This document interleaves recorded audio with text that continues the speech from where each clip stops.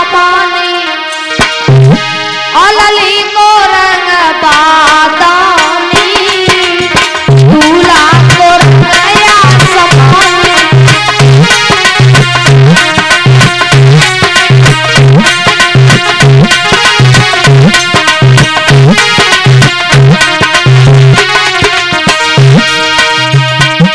अरे दूल्हा को रंगया समानी लली को रंग बादामी दूल्हा को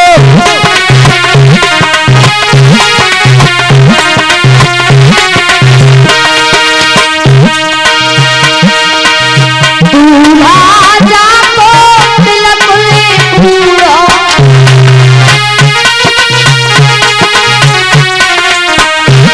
मेरी बारी है कि जाना लली को रंग बादामी बारी है कि जाना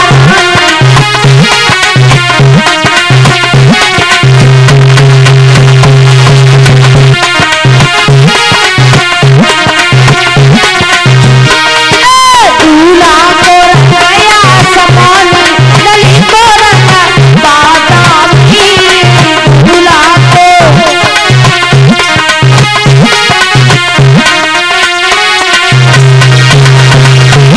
अरे कलशो मुंडनती माला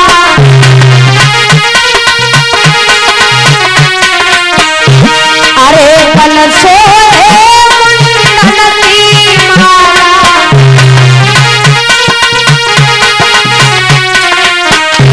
मेरी बेटिया है कमला शिरानी लली को रंग बादामी बेटिया है कमला शिरानी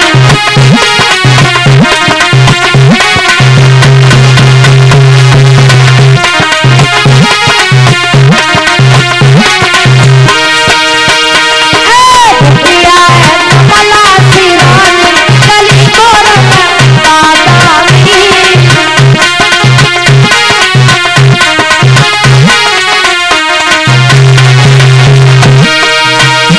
अरे दूल्हा को रंगया समानी लली को रंग बादामी दूल्हा को रंगया समानी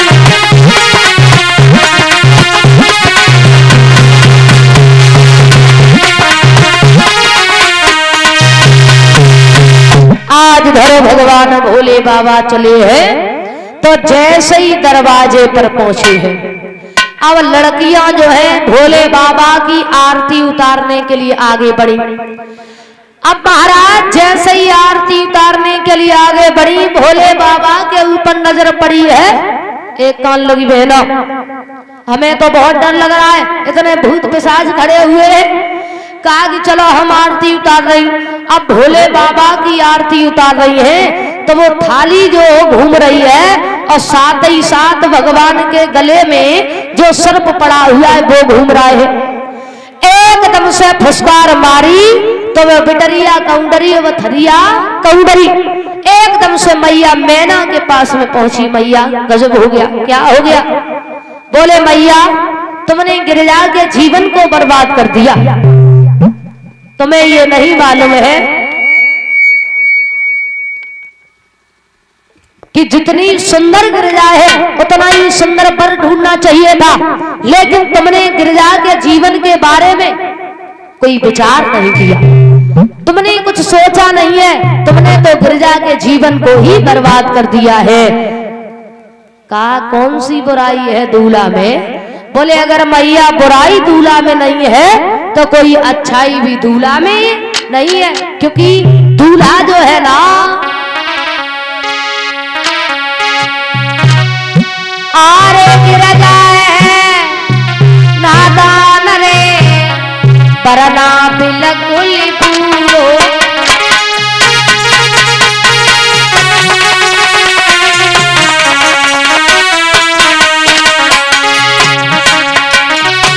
ना जाने का के फिरे शिव शंकर का ढूंढो।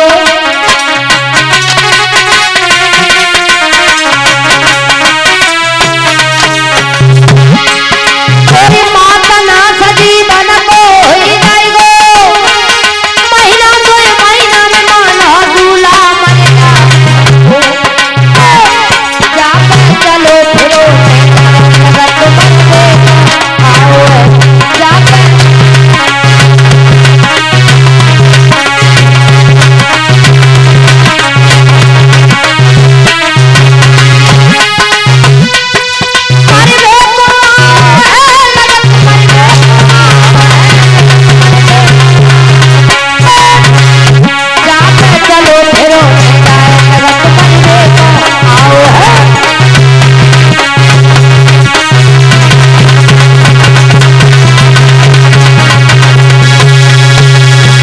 कहा कि दूल्हा जो है ना खूब खिंचेगो तो महीना 2 महीना से ज्यादा ना चलेगो।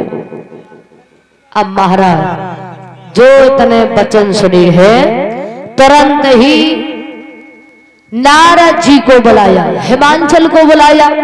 कहा कि नारद जी पहले ही आपको समझा दिया था कि जैसी हमारी पुत्री गिरिजा है वैसा ही वर ढूंढना, लेकिन तुमने मेरी गिरिजा के जीवन को बर्बाद कर दिया। अपनी बारात को यहाँ से ले जाइए, हमें विवाह नहीं करना है। हिमांचल बोले क्या कह रही हो? अरे ये तो हमारे बड़े सौभाग्य उत्पन्न हुए हैं जो भोले बाबा हमारे दामाद बन करके हमारे यहाँ पर आए हुए हैं। क्योंकि हजारों वर्ष महात्मा तपस्या करते हैं लेकिन फिर भी उन्हें भगवान का दर्शन नहीं होता है। लेकिन हमारे कितने सौभाग्य उत्पन्न हुए हैं जो खुद आज भगवान भोले बाबा दामाद बन करके आए हैं। उनके बारे में तुम ये क्या कह रही हो कि त्रिभुवन में कोई पुरुष नहीं जो शिव की समता कर जाए, असूकर को इतना भाग्य कहा जो खीर हवन की खाई जावे। तुम्हें नहीं मालूम है भोले बाबा हमारे दामाद बन करके आए हैं। मैं ना बोली चाहे कुछ भी हो, मैं अपनी पुत्री को अपने गले से बांध करके कुआं में गिर जाऊंगी, मर जाऊंगी, लेकिन मैं भोले बाबा के साथ में शादी कदापि नहीं कर सकती, बिल्कुल नहीं करूंगी।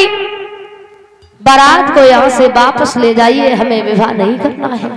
हिमांचल समझाने लगे तुम्हें नहीं मालूम रिश्तेदार आए हुए हैं, अगर बारात यहाँ से वापस जाएगी लोग हमारे बारे में क्या कहेंगे, क्या सोचेंगे? नारद जी बोले कोई बात नहीं, केवल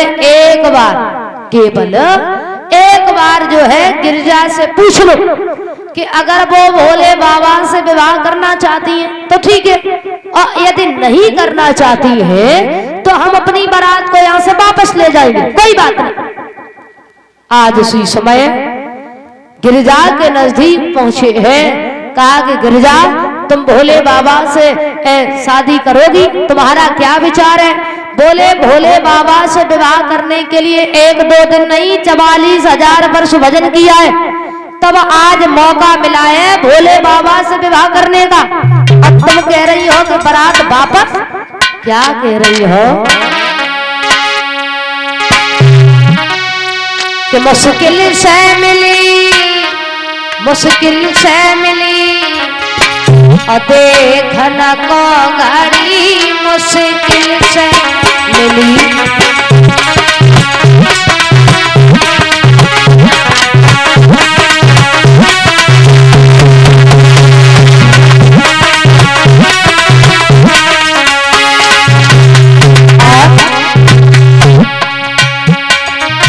छूटे हैं सब घर परिवार,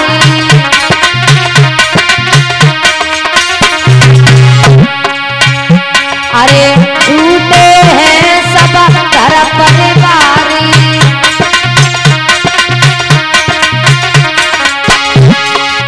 छूट गई मैं नाम है तारी,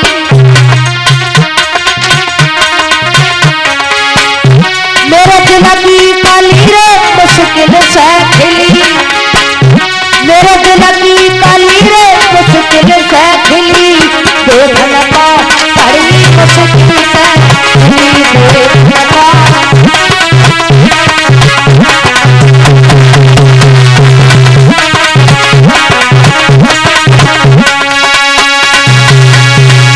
महाराज काय बड़ी मुश्किलों के बाद में आज मौका मिला है भोले बाबा से विवाह करने का।